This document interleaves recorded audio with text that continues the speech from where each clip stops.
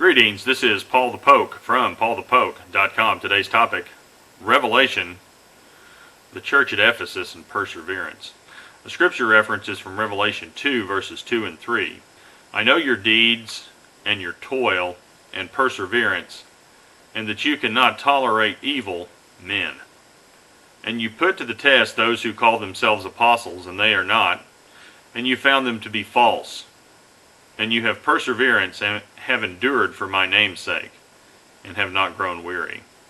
So good news from Jesus Christ to the church or the local body of believers at Ephesus. He is watching, and he knows what's taking place. Now, one particular word we want to pay attention to is the word perseverance, and the word is used twice in the verses above. And the Greek word for perseverance is hupomone, and per Strong's Concordance, it means constancy, endurance. In the New Testament sense, it's the characteristic of a man who is not swerved from his deliberate purpose and his loyalty to faith by even the greatest trials and suffering, patiently and steadfastly enduring.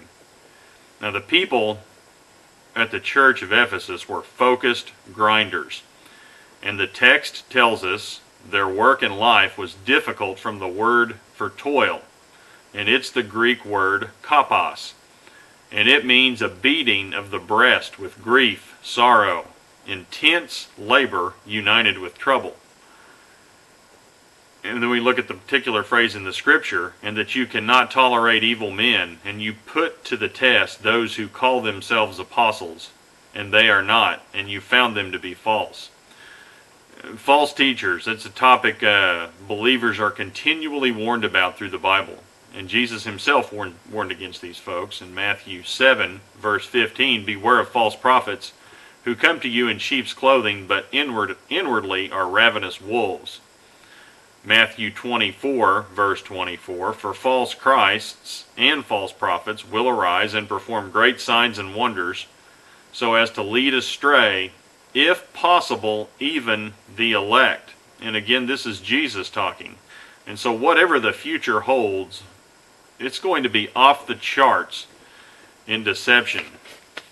Just by the phrase, if possible, even the elect would be deceived and led astray, which to me gives you a veiled idea that we're not going to be around here, or a group of believers will not be around here and will be taken out of the way to avoid that deception. But that's a discussion for another day. New Testament letters of Galatians and 1 Thessalonians warn against false teachers. The Apostle John warns about the ultimate false teacher, the Antichrist. And the church at Ephesus, quote, put them to the test. And the church at Ephesus had the had the attitude of the Berean church in Acts 17:11. Now the Bereans were more noble-minded than the Thessalonians, for they received the message with great eagerness and examined the scriptures every day to see if these teachings were true. So were false teachers telling the truth? Well, apparently not. And false teachers are evil, wicked, and destructive. And so that leads us back to the question, well, what was the focus of the church at Ephesus? And Scripture tells us, quote, my name's sake. The body of believers at Ephesus was focused on Jesus Christ. And these two verses are calls to believers in Jesus Christ today. We are to focus and work for the communication of the gospel of Christ regardless of the circumstances.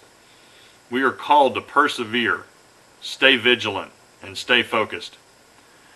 Christians are called to guard against false teachers and verify with Scripture. And we get that from 2 Timothy 3:16 as another example.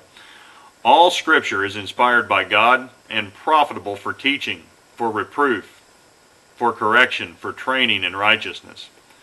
Now all Scripture, that includes the Old Testament too. And the Old Testament, to a lot of folks today, is buried treasure.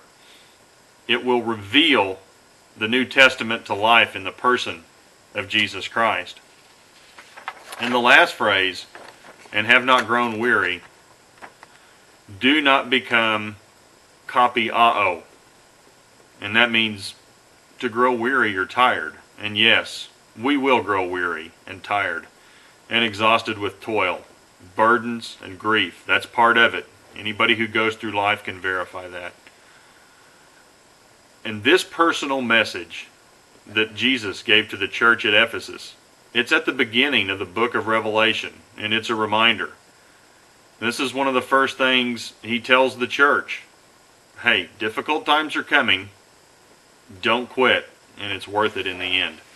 So if you're interested in this topic, please feel free to check out paulthepoke.com, keyword, Revelation, Ephesus, Perseverance. Thanks for listening. Take care. Bye.